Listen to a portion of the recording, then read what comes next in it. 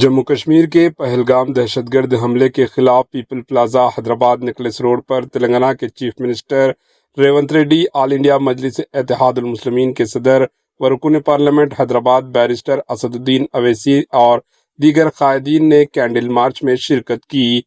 یہ پروٹیسٹ دہشت گردی کی مذمت اور متاثرین سے اظہار یکجہتی کے طور پر منعقد کیا گیا۔ مختلف طبقات سے تعلق رکھنے والے قائدین اس موقع پر موجود رہے اور امن و اتحاد کا پیغام دیا۔ Bureau report, AHN news.